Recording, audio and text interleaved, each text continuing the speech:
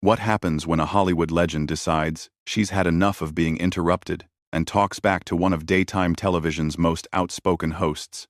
Well, you're about to witness one of the most brutal verbal takedowns in The View's history, where Jane Fonda absolutely destroyed Joy Behar live on national television.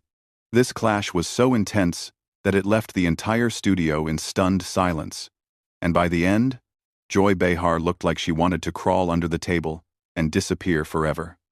Make sure to subscribe and drop a comment below, because this story is absolutely wild. It started like any other Tuesday morning on The View.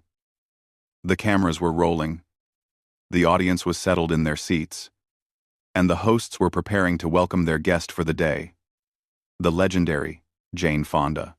At 86 years old, Fonda had seen it all in Hollywood, from her early days as a rising star to becoming an activist and fitness guru.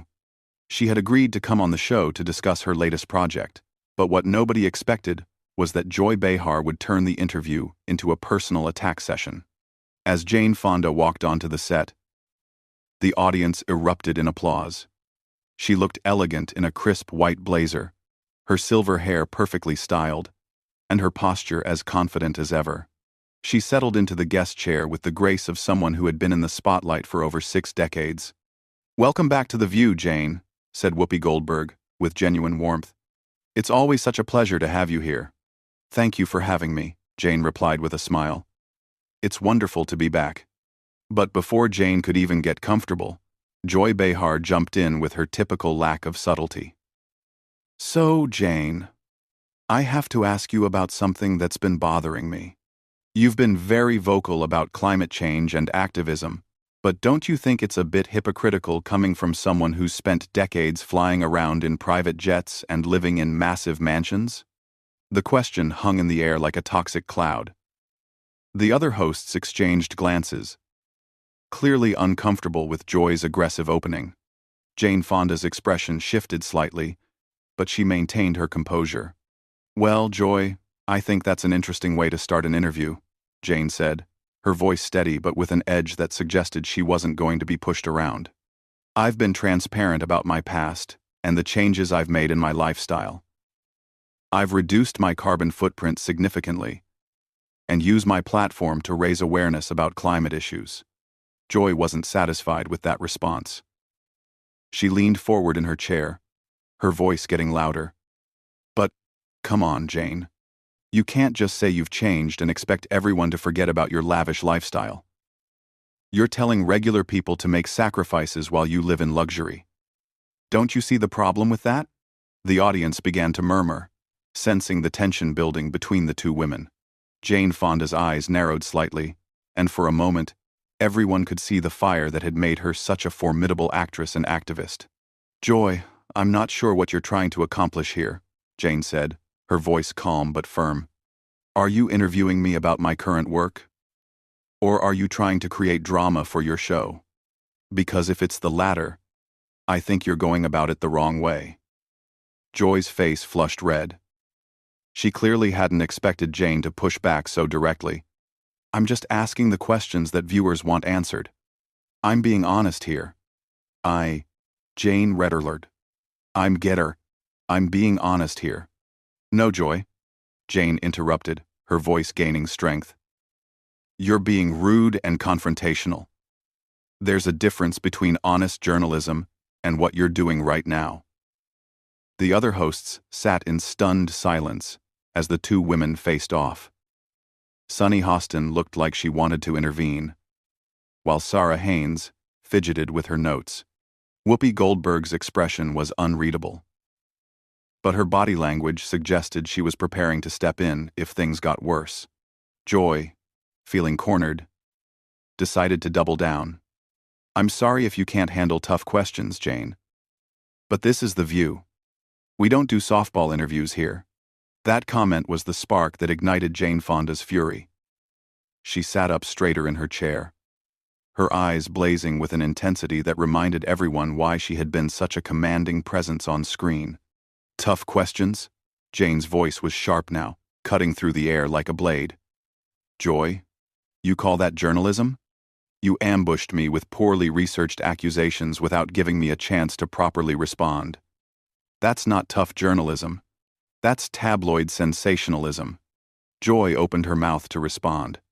But Jane wasn't finished.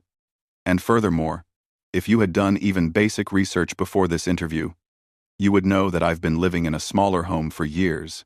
I've eliminated private jet travel from my personal life, and I've donated millions to environmental causes. But you didn't bother to check any of that, did you? The audience was completely silent now, hanging on every word. Joy Behar looked genuinely shocked that Jane Fonda was fighting back so forcefully. She stammered for a moment before trying to regain control of the conversation.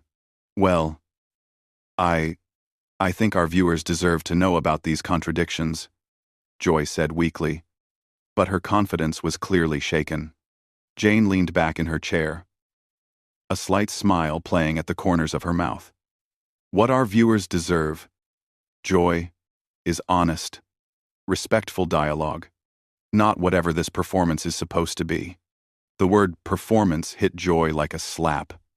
Her face went from red to pale in seconds, and she looked around the table as if searching for support from her co-hosts. But they all seemed to be avoiding eye contact, leaving her to face Jane Fonda's wrath alone.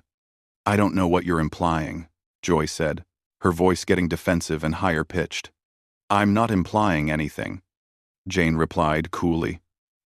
I'm stating it directly. You're performing right now, trying to create conflict where none needs to exist. It's beneath both of us. Joy Behar was clearly rattled. She had started this interview thinking she could intimidate the Hollywood legend. But instead, she was being systematically dismantled by someone who had decades of experience dealing with much tougher opponents than a daytime television host. Look, Jane, Joy tried again. I'm just trying to hold you accountable for your actions. Jane Fonda let out a small laugh that was more condescending than amused. Hold me accountable? Joy, you're a talk show host, not a prosecutor. And even if you were, you'd need to have your facts straight before you started making accusations. The tension in the studio was so thick, you could cut it with a knife. The cameras continued rolling, capturing every moment of Joy Behar's humiliation as Jane Fonda continued her verbal assault. Whoopi finally decided to step in, sensing that Joy was drowning and the interview was spiraling out of control. Maybe we should move on to talking about your new project, Jane. After. But Joy Behar, now thoroughly embarrassed and desperate to save face, made the worst possible decision. Instead of taking the lifeline Whoopi had thrown her, she decided to go even harder. No, wait, Joy said, holding up her hand. I think we need to address this properly. Jane, you've made a career out of being controversial. From your time in Vietnam to your various political stances, you've never shied away from stirring the pot. So why are you so sensitive now when someone questions you? The audacity of that statement left everyone speechless for a moment. Jane Fonda's expression went from annoyed to genuinely angry. She had been trying to keep things civil, but Joy had just crossed a line that couldn't be uncrossed. Sensitive? Jane's voice was dangerously quiet now. Joy, you clearly don't understand the difference between being controversial and being ignorant. What you just said proves that you have no idea what you're talking about. Joy, emboldened by what she mistakenly thought was momentum, pressed forward. I'm talking about your anti-war protests, your comments about American soldiers. You can't just rewrite history, Jane. The studio fell dead silent. Even the crew behind the cameras seemed to stop moving. Jane Fonda sat perfectly still for a moment, and when she finally spoke, her voice had a steel edge that could have cut glass. Joy, I'm going to give you one chance to retract that statement and apologize. Because what you just said is not only factually incorrect, it's deliberately inflammatory and disrespectful to both me and to the veterans I've worked with for decades. But Joy, in her arrogance and desperation, made yet another catastrophic mistake. I don't need to apologize for stating facts. Your actions during Vietnam are well documented. Jane Fonda stood up slowly from her chair, and for a moment, it looked like she might walk off the set entirely. Instead, she turned to face Joy directly, and when she spoke, her voice carried the authority of someone who had faced down much more formidable opponents than a talk show host having a public meltdown. Facts. Jane's voice was controlled but deadly serious. Let me give you some facts, Joy. I spent 2 years visiting wounded veterans in hospitals. I've worked with veteran organizations for over 50 years. I've apologized repeatedly for any pain my actions caused. And I've dedicated significant portions of my life to supporting our troops. But you wouldn't know any of that because you didn't bother to research before you opened your mouth. Joy's face was now completely pale.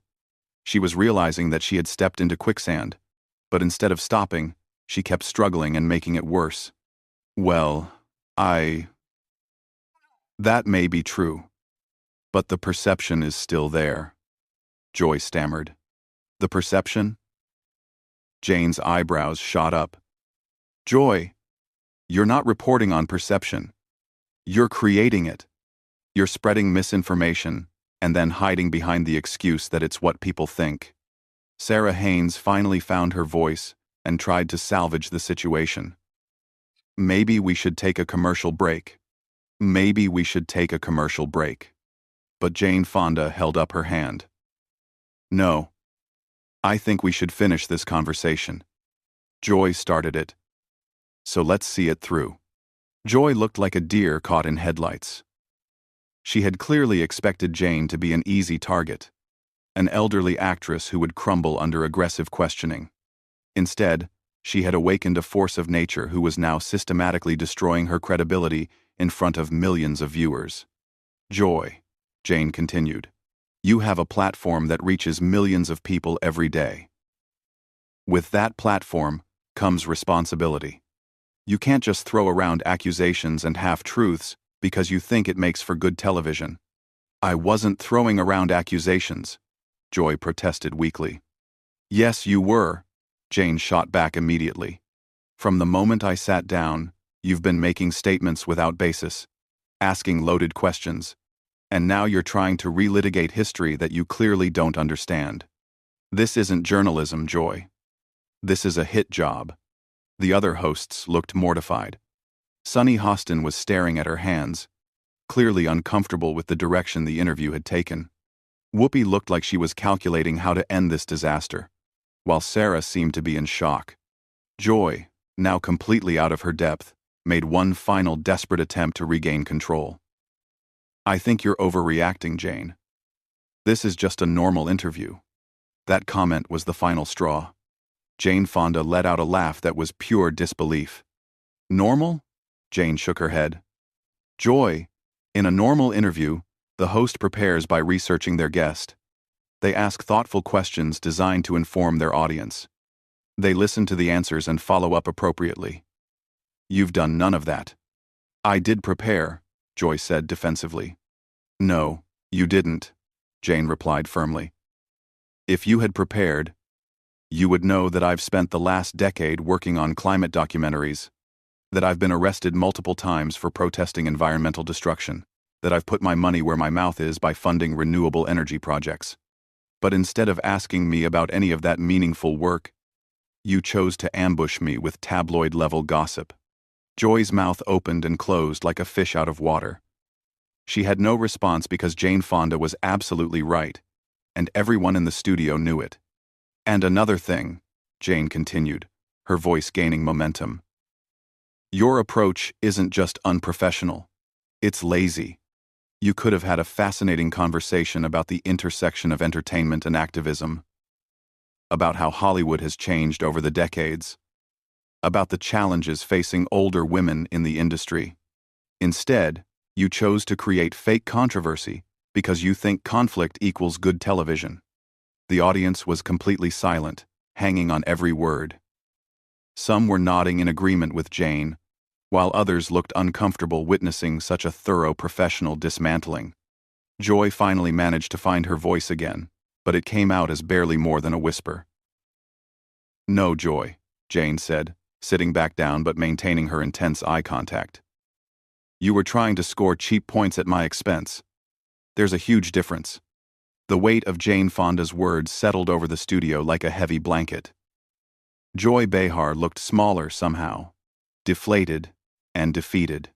She had started this interview thinking she was going to expose hypocrisy, and instead had exposed her own lack of preparation and professionalism. Furthermore, Jane continued, clearly not finished with her devastating critique, the way you've conducted this interview says more about you than it does about me. You've shown your viewers that you're more interested in creating drama than in having meaningful conversations with your guests. Joy tried one more time to defend herself. Jane tilted her head slightly, a gesture that somehow managed to be both elegant and condescending. Joy, there's a difference between tough questions and rude behavior. Tough questions are well-researched, relevant, and asked with respect. What you've been doing is just being combative. For the sake of being combative. The silence that followed Jane's words was deafening. Joy Behar sat frozen, clearly struggling to process the fact that she had been so thoroughly outmaneuvered by her guest. But Jane Fonda wasn't finished.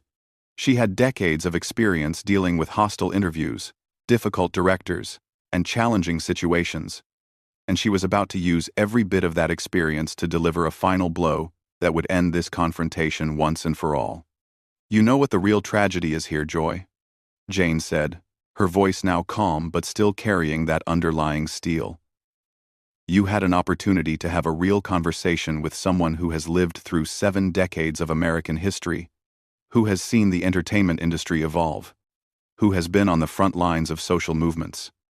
Instead, you chose to waste everyone's time with this performance.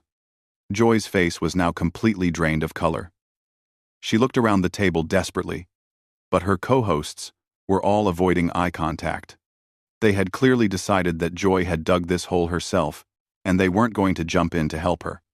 I think maybe we should move on, Joy said quietly, her earlier bravado completely evaporated. Oh, now, you want to move on? Jane's eyebrow arched perfectly. After you've spent the last 10 minutes making accusations and spreading misinformation, now you want to change the subject? That's very convenient, Joy. The audience was riveted. This wasn't just an interview gone wrong. This was a masterclass in how to handle a hostile interviewer. Jane Fonda was systematically dismantling everything Joy Behar had tried to accomplish, and she was doing it with the grace and precision of someone who had been in far more challenging situations than this. Joy, let me ask you something, Jane continued, leaning forward slightly. When you were preparing for this interview, what exactly did you hope to accomplish? Did you think you were going to expose some great hypocrisy? Did you think I would crumble under your questioning? What was your end game here? Joy opened her mouth, but no sound came out. She was completely speechless, trapped by Jane's direct questioning, with no way to escape, without admitting that her entire approach had been wrong from the start. Because from where I'm sitting, Jane went on, it looks like you invited me on your show not to have a conversation, but to use me as a prop in whatever narrative you had already decided to tell your viewers. That's not journalism, Joy. That's exploitation. The word exploitation hung in the air like a bomb. Joy's hands were visibly shaking now, as she tried to figure out how to respond to such a direct and devastating accusation. I never intended to. I mean, Joy stammered. But Jane cut her off with a gentle but firm gesture. Joy, I want you to listen to me very carefully, Jane said, her voice taking on an almost maternal tone that somehow made her words even more cutting. I've been doing interviews for over 60 years. I've faced hostile journalists, aggressive prosecutors, angry protesters, and hostile studio executives. You are none of those things. You're just a talk show host who thought she could score points by being rude to an elderly guest. And that's not just unprofessional. It's sad. The audience gasped audibly at Jane's use of the word sad. It was delivered with such quiet authority that it hit harder than any shouting could have. Joy looked like she had been physically struck, Whoopi finally decided she had to intervene before things got even worse for Joy. "Jane, we really appreciate you being here, and I think maybe we should wrap up this segment." But Jane held up her hand politely. "Actually, Whoopi, I'd like to finish this thought if I may. Joy started this conversation, and I think she deserves to hear my complete response." Joy looked like she wanted to disappear into her chair, but Jane wasn't going to let her off the hook that easily. "Joy, you mentioned earlier that I've been controversial throughout my career. You're absolutely right about that. But there's a crucial difference between being controversial because you're fighting for something you believe in, and being controversial because you don't know how to conduct yourself professionally." Jane paused for a moment, letting that distinction sink in before continuing. "When I protested the Vietnam War, when I spoke out about women's rights, when I fought for environmental causes, I knew I would face criticism. I was prepared for it because I believed in what I was doing. But what you've done today isn't brave or principled. You've just been rude for no reason other than you thought it would make for entertaining television." Joy finally found her voice, though it came out as barely more than a whisper. "I'm sorry if you feel I was rude." "I don't feel you were rude, Joy," Jane replied immediately. "You were rude. That's not a feeling, that's a fact. And your apology would be more meaningful if you actually understood what you're apologizing for." The other hosts exchanged glances, clearly uncomfortable with how thoroughly Joy was being demolished. But none of them seemed willing or able to step in and help her.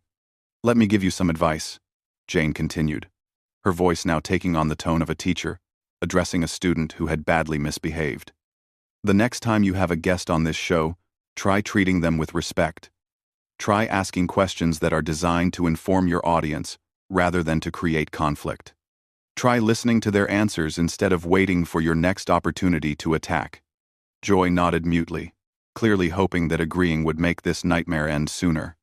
"And most importantly," Jane said, her voice gaining strength for her final point, "remember that your guests are human beings, not punching bags for whatever frustrations you're carrying around. We come on shows like this to have conversations, to share our experiences, to connect with audiences.